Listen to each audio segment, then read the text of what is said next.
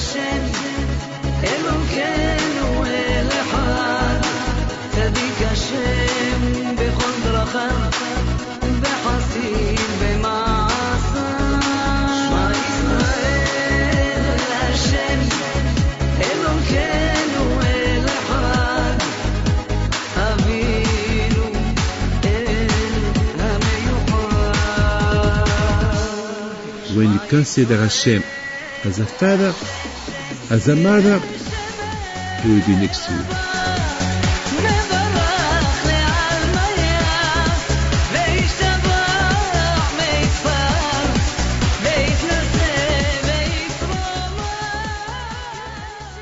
Birshut Morai Rabotai, with the permission of Hashem, I hope everything is good by you.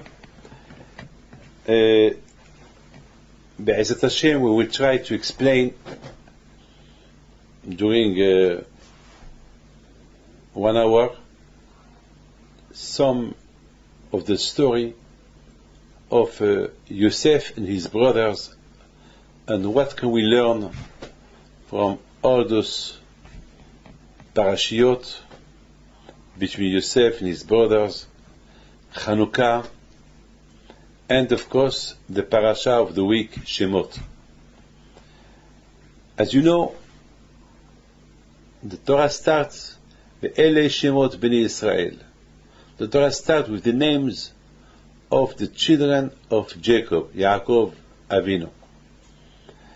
And the reason why the Torah starts with the names, because the question is why the Torah starts with the names of the Shemot of the Bnei Israel. What it is the reason why?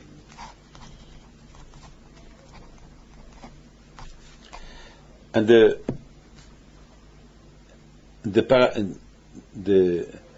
parasha of last week, already there, we saw that Yaakov Avinu blessed all his children, so we know their names. And the previous parasha, Vaigash, when Yaakov and his family came from Canaan to Egypt, the Torah mentioned their names. So we know the names. So why, again, the Torah, the parasha of this week, again, for the third time, again the Torah mentioned the names of the children of Yaakov Avinu. ואלה שמות בני ישראל הבאים ישראלה את יעקב איש וביתו באו ראובן שמעון לוי etc. etc. What is the reason? Of course there must be a reason. I was thinking that what the Torah want to mention now, there was 3 situations or even 4 situations how the children of Yaakov Avinu they grow. The first situation is their birth, when they're born. They're born with the father, with the mother, with their father, with the mother, and they give them a good education. Reuven had not only the education from Leah, the mother, but from his father too. Shimon the same, Levi the same. Binyamin, the last child of Yaakov Avinu, he was born when his mother she died, but the stepmother took care of him, Bilhah. So that means, just imagine Reuven, when he was, the way he was growing, he found in the street some food, some kind of fruit, and he took them and he bring them to his mother. And the Hachamim, our rabbis, ask a question: why the Torah had to mention that Reuben he finds something, he finds some fruits, and he brought them to his mother? And the rabbis answer because the Torah want to teach you that Reuben, even that he was a baby very young, he was a tzaddik. He did not steal from fruit. He did not steal fruit from trees that they belonged to somebody. He only took those kind of fruit that they were abandoned, that they had no Baal Habayit. that they belong to everybody. Sometimes you are in the desert, and in the desert there is a tree of fruit. You can take from that fruit, you can eat because it belongs to nobody. You can use it. It has no owner. So that was the first time when the Torah mentioned the names that when they were born, they were tzaddikim. That was a situation. It's a fabulous situation when a baby he has a good education.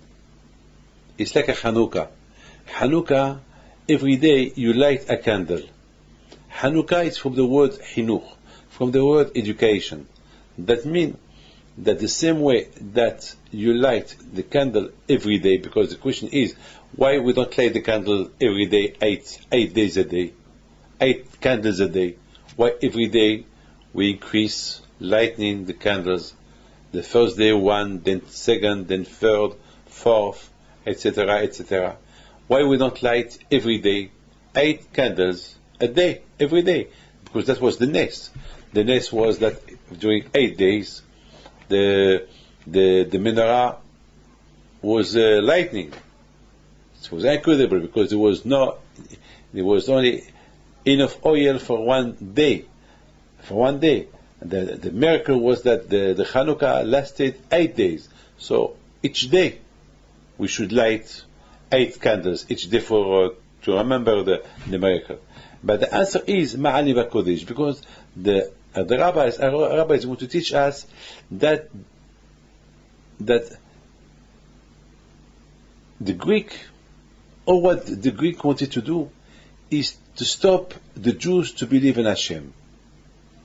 So now that the Jews, they fight the Greek, and they throw the Greek out of Israel, so now the rabbis decided, let's start the education. Let's now to give again the Jewish education to the children, because during some years the Jewish people, they forgot their religion, because the Greek, they did not let them do religion, so they forgot, so they become like Greek. So now let's educate them. So that's why Ma'ali Bakodesh. So each day, and to educate somebody, you cannot educate somebody in 1 day. You need time. It's like a baby. You cannot teach him Chumash, or you have first to teach him the letters, to teach him how to talk, and then little by little, Aleph, Bet, then small books, and then Mishnah, then it takes time. So this is the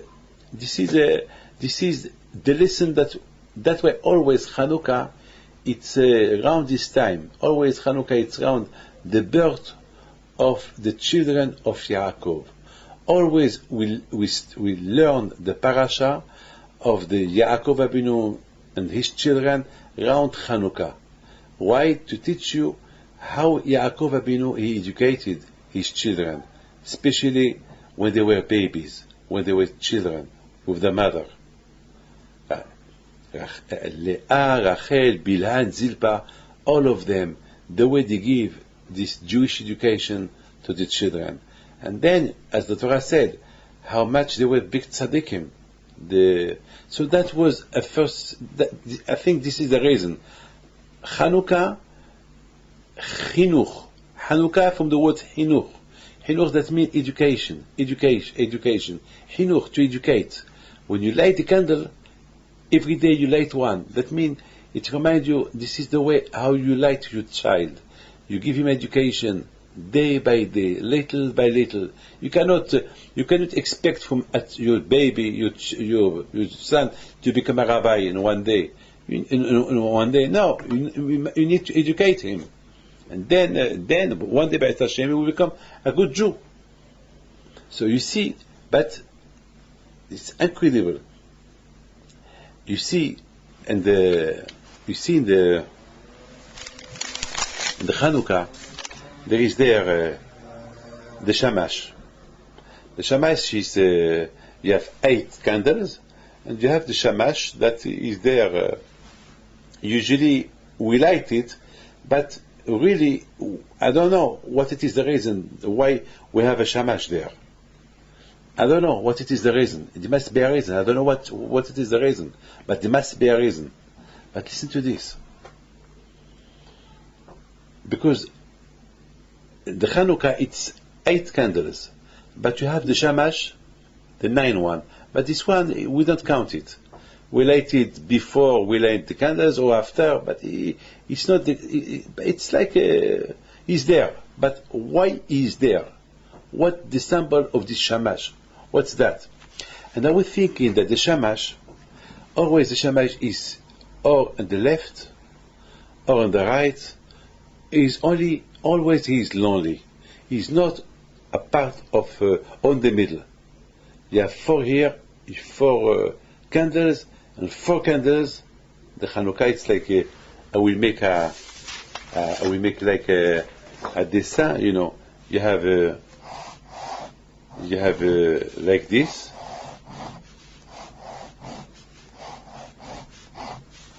You have like this. 1, 2, 3, 4. 1, 2, 3, 4. 4 candles on the right, 4 candles on the left, and you have in the middle the shamash. Or sometimes you have the shamash on the left or on the right, or he's hanging somewhere, but not among not 9 candles. Always the shamash is separate. So the question is, why the shamash? So that's the question that when I was in Miami, I give a shiur and I ask why we need the shamash. And I think the shamash is symbolic because the menorah, the Chanukah, it's chinuch. It's to remind you what happened to our parents during this terrible time with the Greek. That the Greek, they forbidden the Jews to do Jewish religion until the Jews they forgot religion. So after they fight them, they throw them away from Israel. So they started to educate the children, to educate themselves, to study again religion. So this is the menorah. The Chanukah is to remind you that a Jew needs always to be educated. Always we need to know more and more and more. This is because in the religion, in Jewish religion, it's not I know everything. You don't know nothing. Always you go always step by step, and then again step by step. Always you have to go further. So, but when a man is autonomous, he understands that if he don't stop doing Judaism, he will forget. Like a few hours ago, a man came to tell me that before he used to live he's married to a converted girl, and used to live in Nice, in the La Côte d'Azur, and she was very religious. That converted girl, she did a conversion, and she became very, very, very, very, very, very religious, and she pushed her husband to become more religious, more. Then they made the aliyah to Israel, and they went to live somewhere in Israel, and he realized that his wife, she started to go again down, and then he came today to ask me, I don't know what to do. I mean, we were religious outside Israel, and now that we are in Israel, we are not religious, and especially my wife, that she's not, she's converted woman, she's not well. I don't know what to do. So I said, well, it's God forbid if you don't take things well, so she could go back again to what she was before. I mean, this is you see that the more the more you come to your age, you grow, the more you have Yitzhara, and the more you have to be careful not to go down, not to fail. I mean, can you imagine? Because a lot of times we think that I am okay, I am Jewish, I am okay. Yeah, you're okay, you're Jewish, you're okay, but if you don't be careful, you can go very deep, very down, very, you can be very the lowest. Can you imagine how hard to live in our generation? It's a generation of technology. It's very hard. It's too much. It's Sahara. So you have to be very, very careful. So when I told him, you have to be careful. What can I tell you? Can you imagine? She's a convert woman. She was very religious. And she did not convert herself because she met him. She did her conversion because she wanted to become Jew. Because she wanted to become Jew. Then he met her. And then she pushed him to be religious. And he was Jewish. And now that they went to Israel, look what happened to them. So you see, a man is always, he has to educate himself. Look at me. Do you think I am a tzaddik? Do you think I am the Tzara cannot beat me? Do you think I am a Superman? I don't have bad thoughts. I'm a kind of magic man that I can do only good things. You're wrong. You're wrong. I can do worse than anyone else. Not because I have a white beard, I can be a tzaddik. No. The more my beard become whiter and whiter, I have a big tzara, and I have to lock my brain, lock my heart, not to do bad things. I have to fight. The more I want to be religious, the more I have big tzara, and I have to fight. I have to fight. The Gemara, a rabbi said, the more you want to become religious, the more you have Yitzhara. Yitzhara becomes stronger than you. It's a fight. Of course, Hashem help you. When Hashem see that really you want to fight the Yitzhara, He give you a hand. He help you. Give a hand. Go a step further, and Hashem will go 2 steps further than you to protect you, to help you. The Torah protects. Hashem protect. But if you see that you want a protection, but if you don't call for a protection, so He will not help you. So you see, Chanukah, it's not only for the time of Chanukah. We learn on Chanukah, we learn that we need to increase our education each day. And once we become Chanukah, once we light the 8 candles, so we go back again. We start again. 1, 2, 3, 4, 5, 6, 7, 8. 8, let's go back again. 1, 2, 3, 4. This is a non-stop Chanukah. So you see the candles of Chanukah remind you to light yourself every day, to increase in your Judaism every day.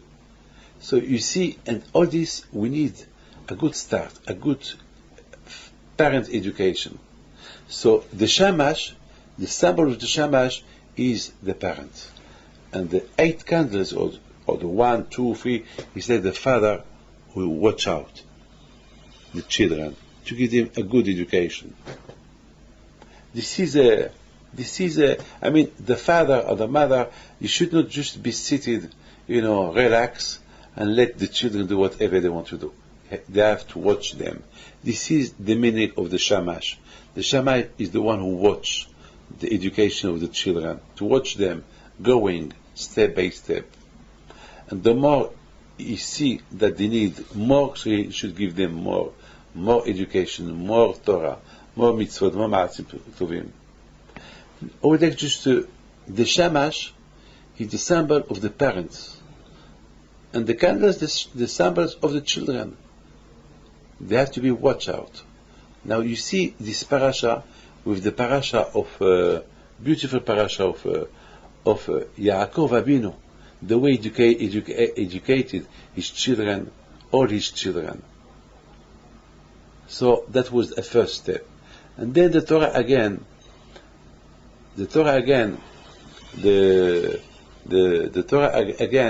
she mentioned the name of the children of Yaakov Avinu. That was another step. That was in Parashat Vaigash. It's now that the children of Yaakov become autonomy. Autonomy. Now they know this. They don't need their parents to watch them. Baruch Hashem, they become autonomous. The more the parents give a good Jewish education to the children, so they give more autonomy to the children. They become autonomous to resist all kinds of temptation, all kinds of nisyonot, all kinds of tests of the world. And then again, that what helped them when they came to Egypt. The Torah mentioned again when they went in Egypt that when Yaakov blessed them, and again we repeated the names that were now. If can you imagine to live in Egypt where there is too much Sahara? You know, Egypt is Egypt. I mean, Egypt there was a lot of Sahara, and if they resisted the temptation, you know, all the tests in Egypt because they're real good autonomy. All this related to the education to the parents give them. Because of that education to the parents give them when they were babies, that helped them. Usually, if you give a good Jewish education to the children, even if the children they are lost in the world and their Judaism, they could come back. They could come back. One day they could come back. They could come back. Now, this is now now that's why Yaakov Avinu blessed them. Now Yaakov Avinu, he was always with them. That means, on one hand, the children of Yaakov, they were babies, then they become autonomous, but they were autonomous, but Yaakov was alive. I mean, he used to watch them, so they were like a little bit like, as long as my father was alive, even that I was 30 years old, but knowing that my father is alive, so that that helped me to remain always stronger. But the problem was when Yaakov died, he passed away. Ve'ele Shemot Bnei Israel. That is fabulous. So the question that we said before, why the Torah start again to tell us this is the names of the children of Yaakov? Ve'ele Shemot Bnei Israel. This is the name of Yaakov, of the children of Israel. That Israel he had two names, Yaakov and Israel. So that was the question. We know 3 times already the Torah mentioned their names: Reuben, Shimon, Levi, Yehuda, Issachar, Zvulon, Dan, Gad, Binyamin, Yosef, etc., etc. So why this repetition? So we give a beautiful answer that to teach you that the first time that the Torah mentioned the name, it was the time that they grow with the parents, that they were surrounded by the love of the parents, and that was the first step that they had to reach to grow with emunah, with faith, and then they become autonomous, but still they were autonomous, but with the parents. Yaakov was alive, but now in the Parsha this week, Yaakov died. Now really, Ish Oveto Ba'u. Now there is only families. Now there is no Yaakov Avinu, there is no Sarah, no Rivka, no Rachel, no Leah, no Bilhah, no Zilpah, no Abraham, no Yitzhak, nobody. Ve'ele Shemot Bnei Israel. But as you see, even that the Jewish people, they were in Egypt without their parents, they remained Jew. They did not change their names.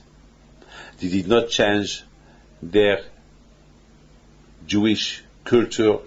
They did not change their clothes, their language. The women went to the mikveh, and as the Gemara said, bishchut nashim tzadkaniyot, and the women, they resisted all kind of temptation, and the men, they did not marry out, they remained between them, they married only Jewish girls between them. All this why? ואלה שמות בני ישראל הבאים מצרימה, it's because of the education that they receive from Yaakov Abinu. The more a father he give a good Jewish education, like this Shamash who watched the menorah growing, who watched the light of the menorah growing each day. He add another one, a symbolic that the father he watch his children growing in the service of Hashem. The more the children will remain good Jew. So this is Yaakov. This is the names of the children of Yaakov Abinu, that even after the death of Yaakov Abinu, they remain tzaddikim. They remain tzaddikim. Why? Because of the good education that the parents give them. That Yaakov, his investment he give. Unfortunately today, the parents are in business. They don't care. They don't know what's going on in the house. Only once a week they meet on Shabbat, on the table Shabbat, they talk business. But do the parents know what's going on? What happened to the Jewish, the Judaism? God forbid, you can lose it in 1 minute. The Judaism, it's not Shabbos table. It's not when there is a bris or a bar mitzvah. The Jewish religion, it's education. The way you educate the children, every day, watch them. If there is a mezuzah, to teach them to kiss the mezuzah, to have a teit katan, to eat kosher, the woman to go to the mikveh. This is important. It's not just a Jewish table, to eat gefilte fish, to eat children, to eat fish, salad. No, Shabbos is not food. Shabbos it's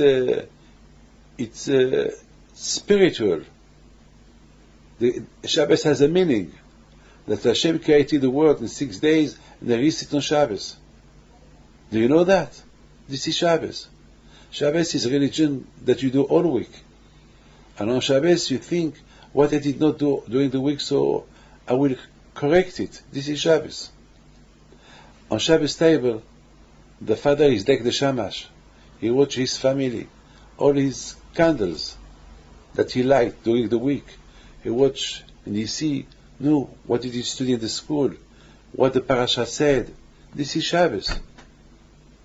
But if you lose the goal, if you lose that, you can have a problem. The parent can have a problem. Could be a problem. Look, I would like just to mention to you something. If we see, look what the Torah said. Yaakov Abinu, when he was in Eretz Canaan, bikesh Yaakov lashevet b'shalva, vayishev. Yaakov Abinu wanted to rest a little bit. Now that all his family are not in danger from Esav, so he said, now let's rest a little bit. Let's study Torah with no complication, with peace, with detente, to see it. And Hashem, he said, no, it's not good. That is not a good example for the children. Because, okay, you have no problem from your brother Esav that he will not fight you. No, there is no problem, of defense. There is no, but spiritually it could be a problem. Militarily there is no problem. He will not fight you, but spiritually it could be a problem. So you have to watch out.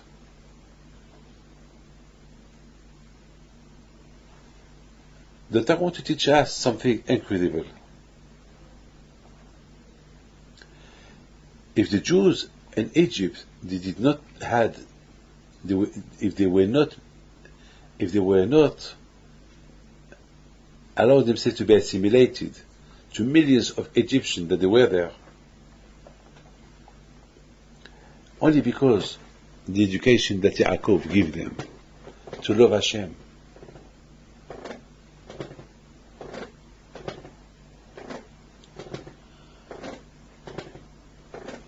if you see when Yosef, so excuse me to tell you, so Yaakov Avinu was punished. Why? He wanted to sit and to learn Torah with tranquility. Because Yaakov is symbolic. He should always watch his children growing and their religion. And it's not a good example that the children will see him sitting, relaxing. For Yaakov, there is no relax. So that was very important that the children of Israel, of Yaakov, when they saw that Yaakov, because he wanted to relax, he was punished. But it's very important to see something else. When Yosef HaTzadik, he became king, it's incredible how Paro, he saw in front of him a man like Yosef. Yosef became a second king of Egypt and Eretz Canaan. And he was, he governed everything. Paro, he was the king of Egypt only by name, but the real one who gave orders, who was acting as a real king was Yosef. And Yosef, he could be rich if he wanted, because he sold food to everybody. There was no money left. And all that money, he could take half of it if he want. He gave everything to Paro. He did not take a dollar, nothing. He was honest. He could, if he wanted, he could overthrow Paro and take his place. But Yosef was a tzaddik. He knew that Paro trusted him. He knows that when he was a slave, when he was nothing, it's Paro who put him in that situation. So he took care of Paro. He never thought to overthrow him. He never stole a dollar from him. So then the Egyptians had no money left. They sold their land. And he bought all the lands of Egypt for Paro. But the Torah mentioned that the priest of Paro, the priest of Egypt, Yosef, he did not take their land. And he gave them always food with no money. That was the order of Paro. Yosef, he could say to Paro, hey Paro, I don't believe in your Avodah Zarah. I don't believe in your idolatry. I don't want to give them nothing. And Paro, he could not say no. Because Paro, he was afraid that Yosef will leave Egypt. And if Yosef leave Egypt, Egypt could die. And they will overthrow Paro. And even if Yosef wanted to overthrow Paro, could do it, but he didn't do it. So why Yosef did not do an objection? No, he could say to Paro, I don't want to give food to your priests. I don't want to give them nothing. I want to take their land. But Yosef, he gave them money, food, and he did not take their land. So the question is, why? Now the whole world, they believe that Yosef is the tzaddik. Yosef, he was the tzaddik. And the whole world believes that there is Hashem. So how did Yosef left those priests of idolatry there? All the Egyptians, they know that there is no idolatry. It doesn't exist because God is Hashem. Even Paro, he said to Yosef, I see that Hashem is with you. I see that whatever you do, Hashem is with you. And Hashem gives you chokhmah, wisdom. So that means that even Paro, he realized that Hashem is the real God. Before he knew Yosef, He didn't believe in God. He thought God it's avodah zarah. It's the snake. It's the it's the sun, the moon, the trees, animals. But since he met Yosef, Paro, he stopped. He saw that the real God is the God of Yosef. It's from the God of Yosef that everything could happen. As Yosef said to Paro, Hashem decided there would be 7 years of abundance, food, and 7 years there be no food. And people will die from starving. That's what happened. So everybody believes in God now. So everybody believes in God. On one hand, you let those Kohanim, those priests, alive. Okay, leave them alive. But why you leave their lands? Why you leave their home of idolatry? Why? You know why? Yosef was very clever. Yosef, he wanted to teach them a lesson. If really you, priest, your God, the one that you believe, he is something, why you depend on me? Why I have to feed you? Why no one come to see you anymore? Why everybody believe now only on my God? That it's like he wanted to make them ridiculous. It's incredible. How many things? And that was very important for the Jews. Listen to this. This is very important. It was very important for the Jews that all the Jewish family, all his brothers and family that they came now to Egypt, that he saw all Egyptians believe in God. And it was very important for the Yosef family to see that even the priest, they depend on him. He has to give them food. If there were something, if their God was something, why don't help them? They depend on him. So Yosef wanted to say to his brothers, if something happened, don't forget. If the situation will change, don't forget. Look, those priests, they are nothing. The idolatry is nothing. Even Paro, now we don't believe anymore in sheep. Because before the Egyptian, they considered the animals as God, as a force, as something. And now Paro, he said to Yosef, from now on, take care of my sheep. All the sheep that Egyptians they give me for their food, take care of them. I don't make a business. Increase money for Egypt. Because before it was forbidden to sell, to do business with animals. Now, Paro don't believe.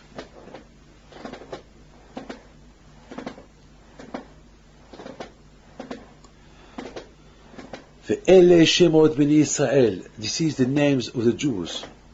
Now they become autonomous.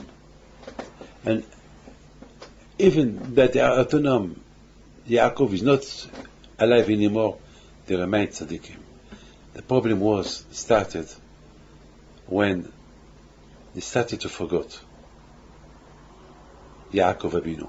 They started to forget the influence that they received from Abraham Abinu. So they started again a little bit to calm themselves down. And that is the problem. The problem is when a man become cold from religion, as long as you create, it's like if you want, it's like if you want to climb a mountain, you have to put a little bit of effort. But once you climb the mountain, and then you start to slow down, and then you stop, then you will start to go back. Then it will be very hard for you to carry on climbing. That when you climb a mountain, when you walk, you climb, you walk, on a hill, you make effort. When you start to slow down, so you start to to go back. It's like a car. A car. When you drive a car up to the up on a hill, up. The more you go up, you have to increase the gas. You have to speed. But when you start to slow down the gas, then you cannot go. The car will stop. Then will fall. The more this is religion, you have to go always, further and further and further. Repeat again. No stop. The day you stop, it could be a danger. That was very important for Yosef HaTzadik, to show his family. You see this Avodah Zarah? These priests in Egypt are nothing. They depend on me. They have nothing. Nothing, they are nothing.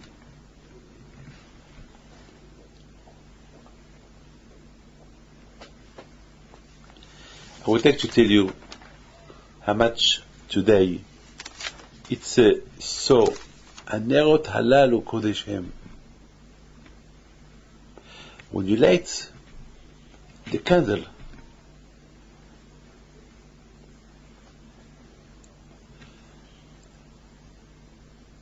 as I explained to you before, Anerot halalu, the candles are the symbol of the children. You have to watch the children. We should not stop a minute from not giving them a good Jewish education. If we stop one day, it's finished, especially in our time.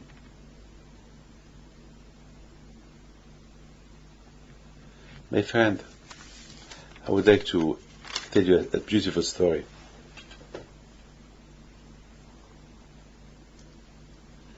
A beautiful story. This week, I was receiving people. It's really a fabulous story. And there was a girl, she came, 17-year-old girl.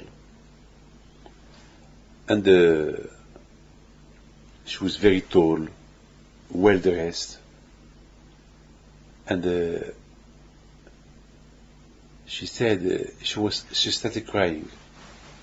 She said, and in my office there is pictures of rabbis. She said, this is the first time that I am in front of a big rabbi. I heard of you, and I see some of your lectures, that now in video, and now I am in front of you. I said, this is the first time that you say rabbi? She said, yes. How come? She said, because I'm not Jewish. I am a conversion. I said, conversion? What? She said, well, my parents are not Jewish. We're laik, no religion. We never had a religion, not my parents. And even my parents are anti any kind of religion. They don't believe in nothing. They believe there is nothing, that as long as you live, okay. And you? How come that you want to become a Jew when you grow in a family that they don't believe in nothing? She said, well, since I was a baby, since I was 5-year-old, since I started to hear the name of Jew, I was interested. I have fallen in love with Judaism, and the more I go, I started to have affirmations. I started to, and my parents, they were not happy at that time, but they had no choice. They respected my will, and then I started to eat kosher. I started to keep Shabbat. And then my mother, she started to respect me. And My father at the beginning was against it, but now he respects. He said, well, this is your choice.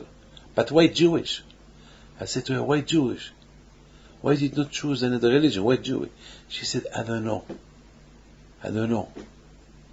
I just came to you, give me a bracha, that Hashem will help me to become one day a Jew, and to marry a Jew, and to cover my hair, and to do Torah mitzvot. And so, of course, I give a bracha. That Hashem will help her. And I told her, as long as you did not get your conversion, you're not allowed to speak, to go out with any Jew. She said, I know. She said, a lot of Jewish people, they think I am Jewish. And they want to go out, they want to date, to have a date, want to give me a shidduch, or everybody. And I tell them, I'm not Jewish. And all of them say, okay, even if you are not Jewish, we want to wait for you. And I say, no. I don't want to talk to them. I said, fabulous, fantastic. So she told me, this is the story now. She said, can I tell you something? I said, yeah. She said, one day my mother, she told me that when she was 18 years ago, she was living near a synagogue when she just got married. And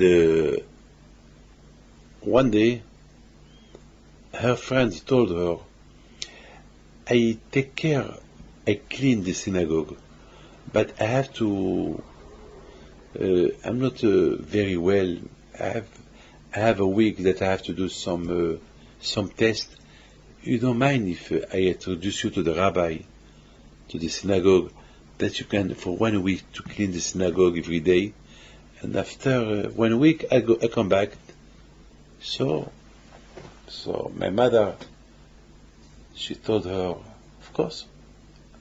So the girl now, she told me the story, that she told me that her mother told her that when she started to clean the synagogue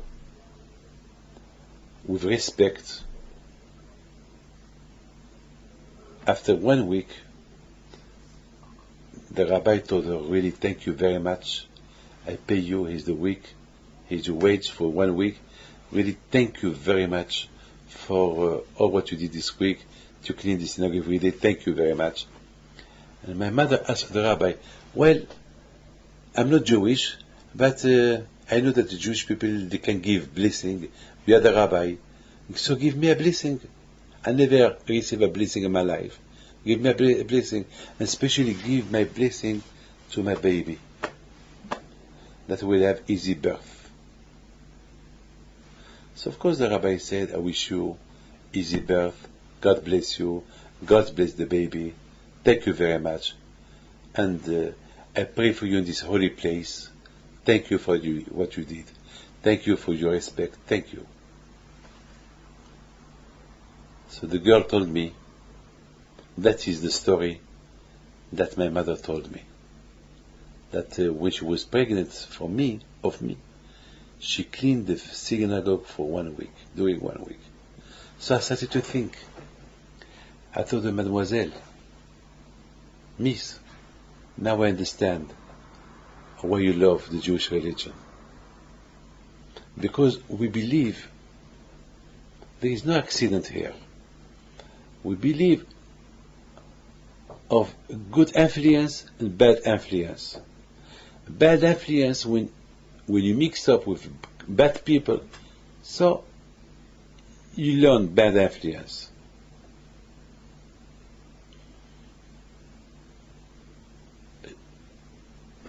I told her, look at me. You think I cannot learn as well bad influence in the world where we live?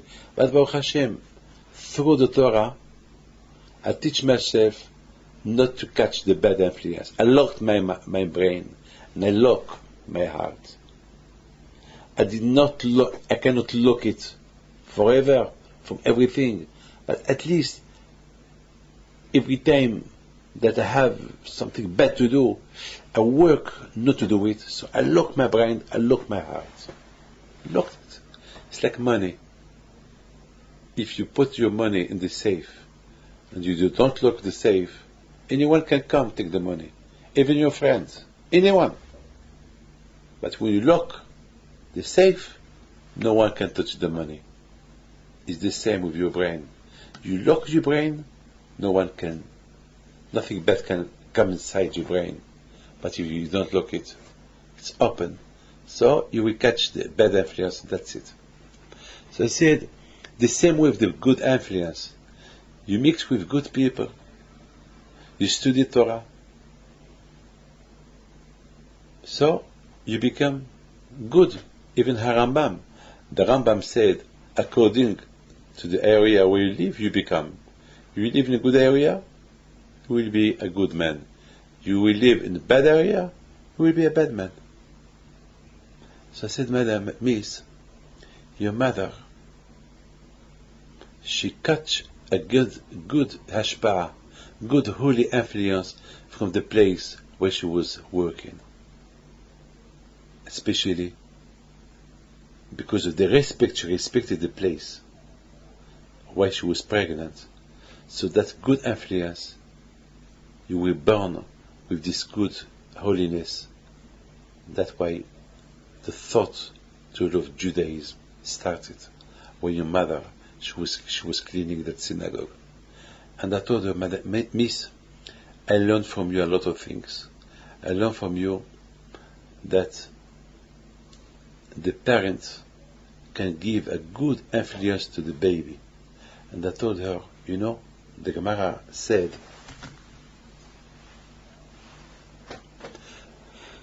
a rabbi said that when a woman she's pregnant, she's not allowed to see food that is not kosher, and she should not smell food that is not kosher for the baby, because the smelling of food is not kosher can affect the baby, and this baby is still, it's only inside, it's not out yet from the mother. So I said, your mother, she give you good influence through that influence that she had. Can you imagine if a non-Jew got a good influence in the synagogue? Can you imagine when you study Torah, when you pray to Hashem, the good influence that you can get? That this is the Hanerot halalu kodeshem. When the father watches his children, he watches the way they are going. Not to miss one day without watching them. Hanerot halalu kodesh, because they could be holy people, holy Jews. We're not allowed to let them alone, or to tell them, okay, go buy me a newspaper, or do something that waste your time. Yeah, you have to teach them to be always connected to Hashem. It's incredible. I would like to tell you this. In the Parsha,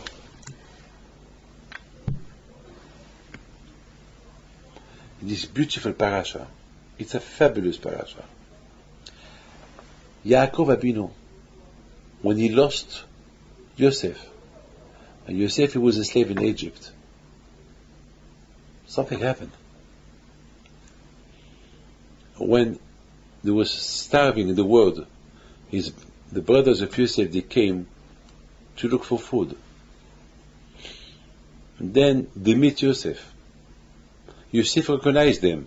but they did not recognize Joseph. I mean, the question is, how did he not recognize Joseph? It's impossible. Joseph was Joseph. I mean, and besides this, Joseph, he looked very much like his father.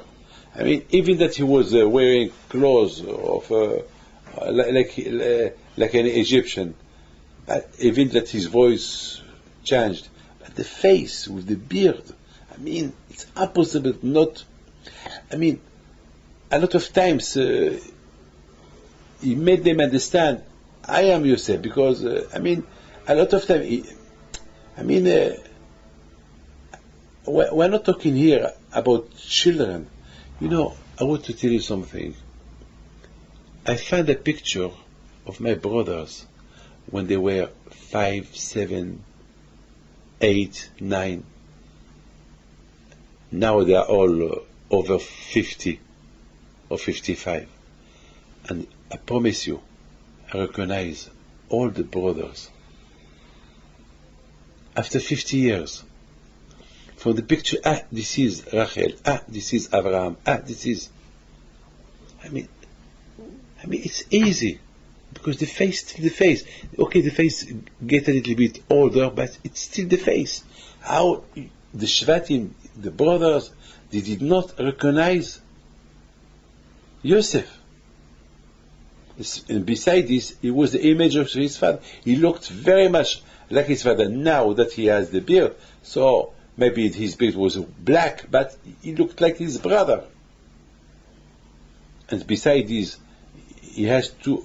The story was very well known. The whole world know that a Jew became the king of Egypt. He was a slave, now he's the king. So maybe they could think maybe this slave, he was Joseph, and there was only one Jew. It's Joseph. So why? It's impossible to see that they did not recognize him. Answer is, they didn't want to recognize him. That's it.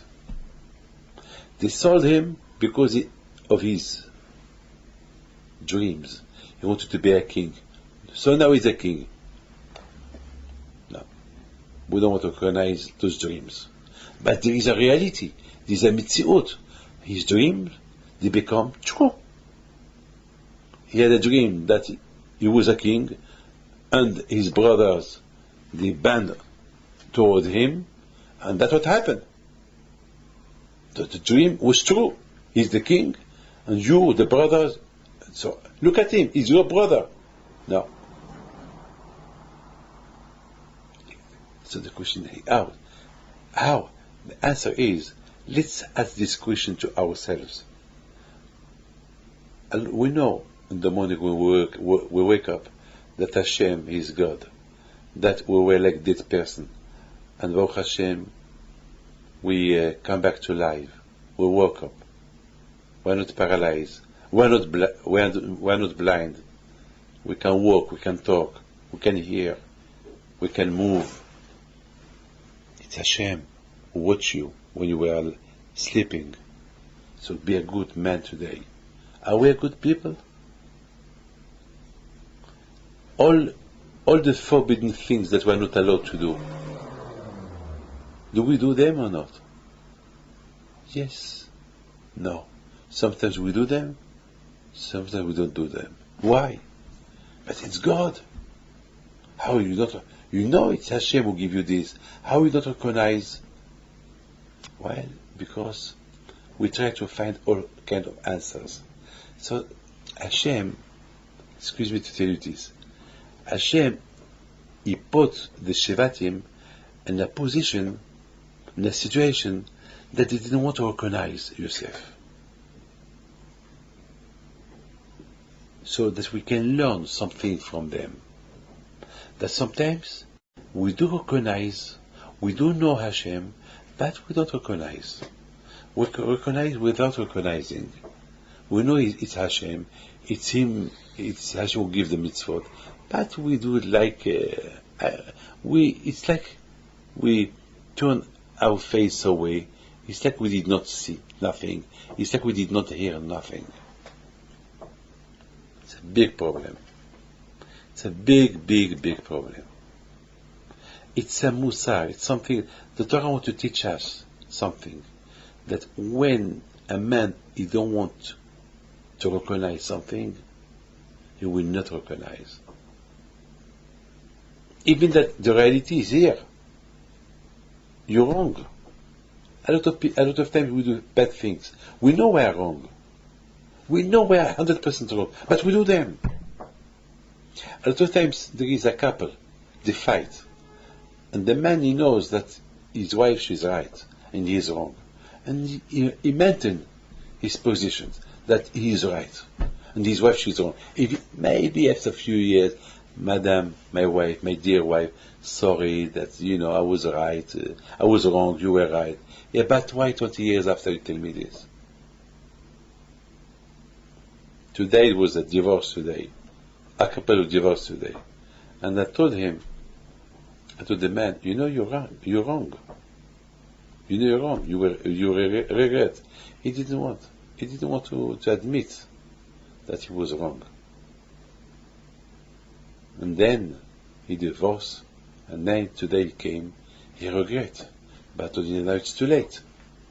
Because in the meantime, his wife, she meets somebody else. Now I told him, now you have to suffer. Why didn't you think about that before? You accuse your wife for something that she did not do. Now you regret, but it's too late. Why you did not regret before you give her the gift? This is the story of Yosef and his brother. He recognized them. You could recognize him. Oh, Yosef! Oh, thank you, Yosef. You are the tzaddik. Oh, your dream came true. You became a king. Oh, we bend it to you. Baruch Hashem. That's it. Finished. Finish the story. No. They didn't want to recognize it. The struggle with themselves not to recognize him. Even that they know that he is Yosef, they don't want to recognize. They didn't want. They didn't want to give a chance between them to talk that this man, he could be Yosef. It could be Yosef. We're not sure, but it could be, because it's impossible. Because this is a Jew. This is the Jew that everybody is talking about, a Jew who become king. The only Jews that there is in our family. So who is that man? Look, he look like Papa. He look like our father. You see? But they didn't want to recognize him. So what can we learn from that story? We learned that but at the end of the story, that they recognized him. Because he told him, hey, Ani Yosef, I was waiting for you to recognize me, to admit. So now that you don't admit, so let's talk. I am Yosef. I'm your brother that you sold me. Let's admit. That's it. We're brothers. We're brothers. We have only Ha'odah v'Hai. My father is alive. Is my father alive? So then they recognize him. So a lot of times we do know what we do. It's against Hashem. And we don't want to recognize. And then we start suffering. So Hashem, you want to wake you up. We start suffering. Then we do teshuvah. And we recognize Hashem. I recognize. I did things that I should not do. So forgive me, Hashem. So, Ani Hashem. Hey, so Hashem, He sent some problems. Hey, Ani Hashem, it's me, Hashem. You know that what we do is wrong. So then, okay, Hashem, really, forgive me. So you see, it's something that we learn from this parasha. The most important thing is, Ele Shemot b'nei Israel, Haba'im Mitzrayim et Yaakov. Even that Yaakov is not with them anymore, et Yaakov. The memory of Yaakov was with them. But how much? When we listen a lecture, a good lecture, we embrace. We get a good influence. But for how long? For how long? For 1 week, 1 month, 1 year, or life? It depends. How it depends? It depends on you. how much you invest in the lecture that you listen. The more you invest in the lecture that you listen, so you become a good person. You will become a better good person, a better Jew. Never stop. This is the names of the children that they came with Yaakov to Egypt. Now there is no Yaakov anymore, he died, but they remain a good Jew. אלה שמות בני ישראל הבאים מצרים את יעקב, איש וביתו באו. They came with Yaakov, but Yaakov left, he died. But his memory remained, but for how long? His influence remained, but till how long? It's up to you. It's up to you. I wish you all the best. God bless you. I'll see you next week.